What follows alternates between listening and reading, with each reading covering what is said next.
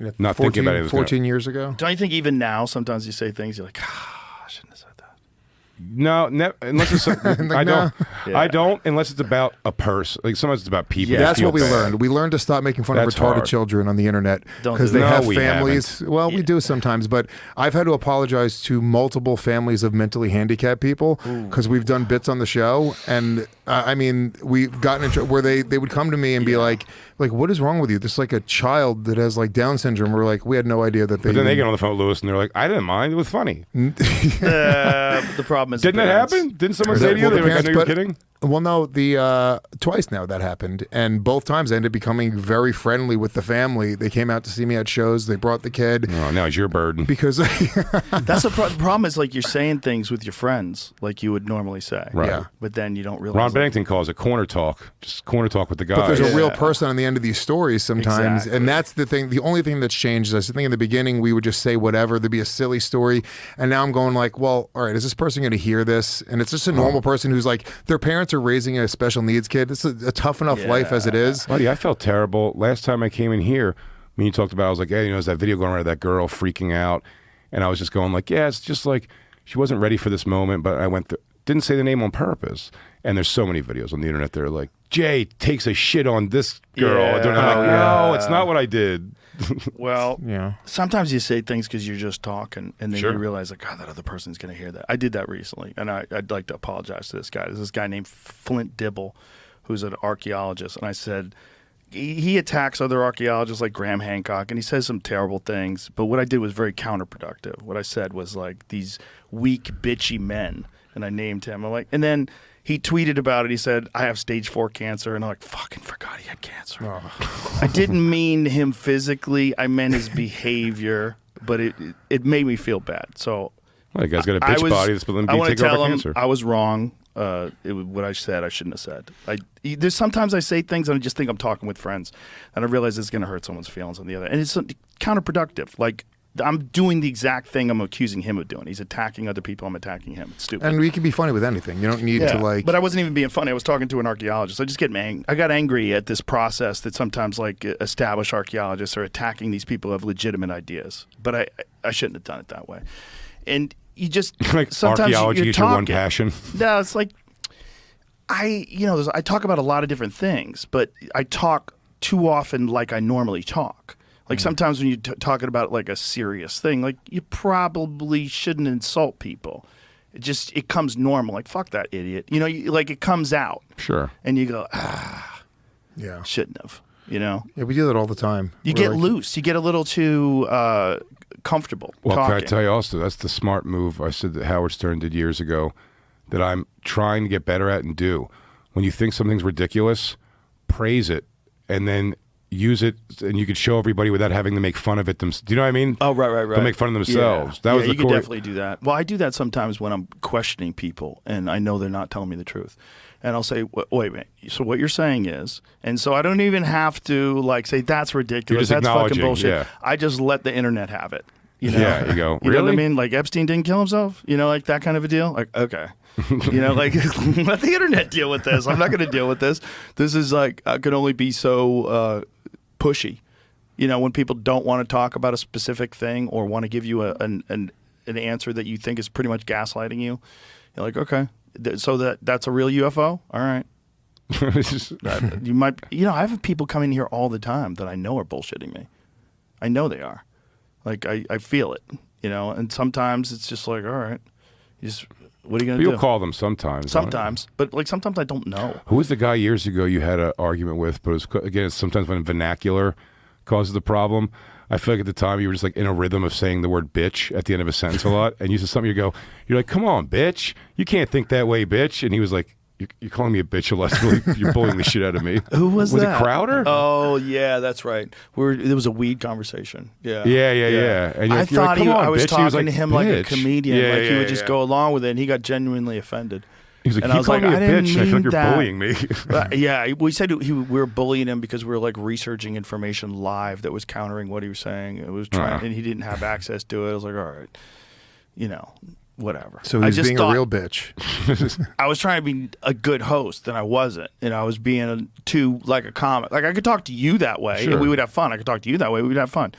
He wasn't. He was a little serious. Shit, you can call Lewis a bitch all day. That's Yeah. the problem. Some people Tee just off get on this guy. If you're choking me while I jerk off, you can call me whatever you want. Some people just get serious, and you don't realize they're serious. Like, oh, you're serious. Like you're really upset.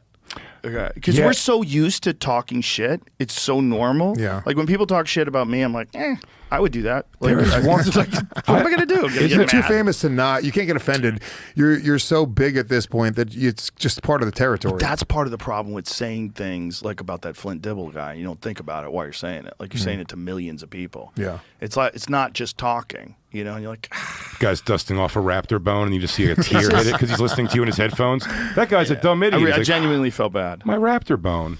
But it's like I actually didn't have a bad time talking to him. We had to confront him on this one thing because he accused Graham Hancock of being attached to white supremacy and this like weird thing about Atlantis. Like, wow, how does that have anything? Like, and he tried to deny it, and we pulled up the quote that he did Because he Hancock said, says no blacks in Atlantis. no, this is like this thing that these people do when they try to discredit things, like certain academics will do, where they'll connect what you're doing to racism or homophobia. They'll just try to like virtue signal their way into a position where everything you're doing is wrong. And it's the thing about Atlantis is a weird one. It's like it's apparently at one point in time there was some white supremacist that like was pushing the theory of Atlantis being this great white race, but that's not what any of the people that are legitimately trying to research it think. Well, you think they black think it was people- in sub-Saharan Africa. You think black people are going to let their hair be wet all the time? I'm no archaeologist, but I am a bitch. What do you think Atlantis is? You think they get in the water?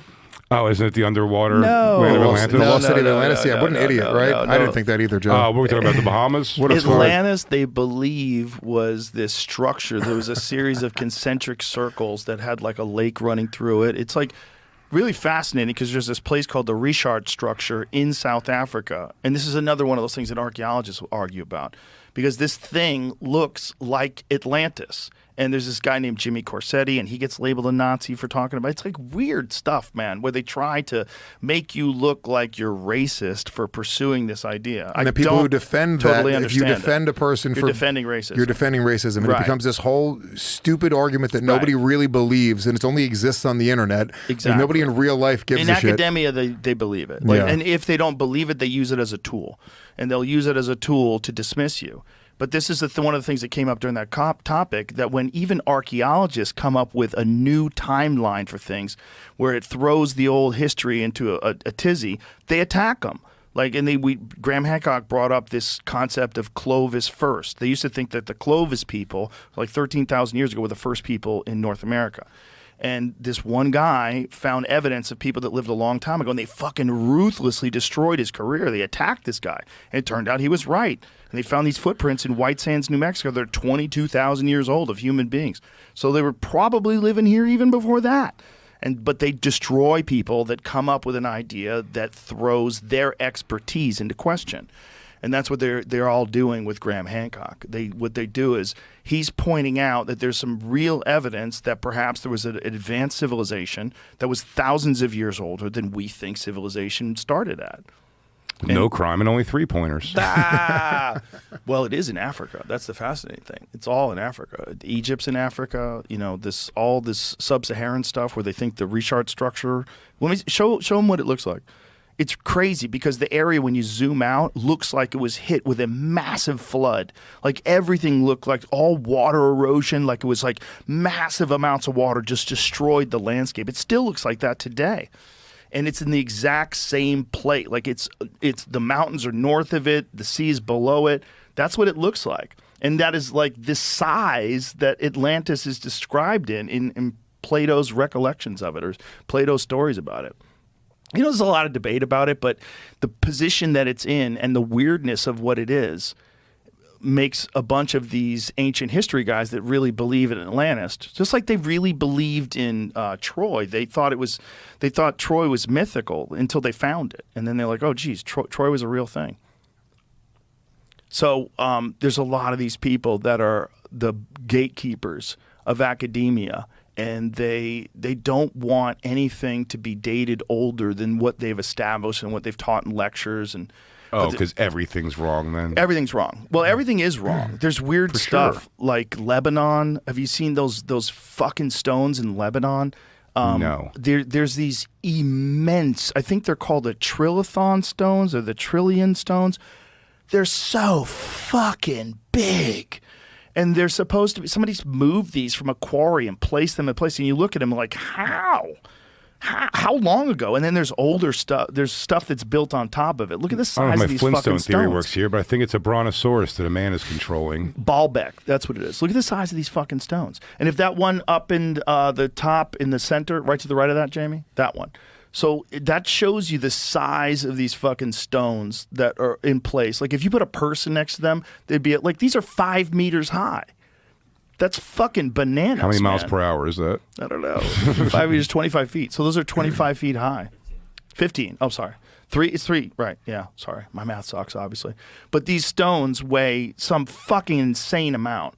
And there's no explanation. Those cornerstones, that's all one giant piece. And how? How the fuck did you do that? And there's a bunch of shit in Malta. They found Neanderthal bones. So maybe Neanderthals were in Malta. And maybe the land bridge was connected. And there's all this confusion about the date of these like ancient structures because it seems like people built other structures on top of them. And when they find stuff like this, there's like this great resistance of anybody to try to like say they don't understand it. They always try to come up with some sort of an explanation, even when it doesn't make any fucking sense. Wasn't the Colosseum, wasn't it completely underground at one point? They discovered it? No. The Sphinx was underground. But the head was above it, and then they cleared out the sand. God. The Colosseum You was. came off stupid as shit there. No, I don't think it was underground. No. The Colosseum has always been there, but they did used to be able to get water in it. They used to have water fights. Yeah. They'd have boat fights in there. It was crazy. Bro, imagine Really cool shit. watching people get eaten by lions in front of everybody. Imagine what that was like. Well, back then, you understand, they didn't they would have these games and they would bring in they would have like hunts and they would have like animal fights and shit like that. But it's like back then to see a giraffe, it looked like an alien. Like they had no idea what they would bring in animals from Africa, like rhinoceros. Yeah, these people didn't have YouTube. They weren't traveling. They had no idea. It was like it literally like you're watching aliens fight. Have you been to the Coliseum? Yeah, it was incredible. Do you see those things where they lift them up through the floor and then the lions will pop out? They had underground. They have a whole pulley system where like they have elevators and they would have slaves like pulling people up, and it was a whole show. It was a really cool thing. I appreciate you saying slaves lower. If they had that right now, we would watch it. Yeah. If there's for something sure. on YouTube, like I've already seen. Have you seen the night fights where guys dress up in armor and beat the fuck out of each other? yeah. Axes? Harrington friends does doing it, he does the commentary for it. He's like the Joe Rogan of night fighting. That's so ridiculous, dude. Yeah, shit. They hit each other with battle axes and Oh, shit. Yeah. a scepter strike to the leg. But it's like they look tough and then they take their helmets off and they're just fucking virgins. It's like just these really nerdy fat dudes. Preemptive balding Some of people. them know how to fight, though. I've seen Yeah, ones where guys take guys down, leg kick them. They're MMA guys that are Yeah. getting into it. It's just another like outlet. Another outlet. Part of the floor of the Colosseum was buried until the mid-19th century. Oh, you were right. There you go. I knew. Yeah. One floor. I don't want to correct you. Hypogean floor lay buried under 40 feet of earth. All memory of its function, even existence. What is that? The floor that lifts up? Is that what that is? Yeah, the floor. There was stuff sticking out of it, and then they went and they uncovered that there was like an entire underground system, like all this shit. It was all actually that was really underground? all So really did recent. someone cover it up? Did you go back to that description, Jamie? Because I think it explained that someone covered it up. Well, I mean, they destroyed most of Rome, so I'm sure it was part of it. I wonder why they did that. They were using all this shit for The tour that I did of the Coliseum was Hey, boring as shit. Mussolini fixed it. The guy wasn't all bad. What were you saying, Jamie? What'd you say? They were using the pieces of the city for construction or whatever else they were building new stuff. Same with like the pyramids. People they- shit on Mussolini. I'm pulling that that's right horrible. because they go, Limestone off. Mussolini, what a monster. I go, clean the floor of the Coliseum. They did that with the pyramids. They stole the fucking stones from the outside of it. Yeah, well, People are so gross. Yeah, it was crazy. Well, It's remember like the when- Trevi Fountain a few years ago in Rome? They poured like black ink in it or something, just protesters. It was like and they literally had to drain the fountain, and it took like however many months to clean it. It was fucked up. The Colosseum architects made changes to allow new methods of stagecraft. Other changes were accidental. Fire sparked by lightning in 217 AD gutted the stadium, sent huge blocks of travertine plunging into the hypogeum. What? That whole area is so nuts, man. 217? That's a lot of words How do in they that. have those facts? Coliseum was really cool. I learned more about it. I did like a gladiator training program with my son. They had it was like a little like place you went, and I learned so much about the Coliseum doing that more than the tour. The tour was boring as shit. I went in like August. It was 110 degrees out. It was insane. He's aggressively trying to make his son straight.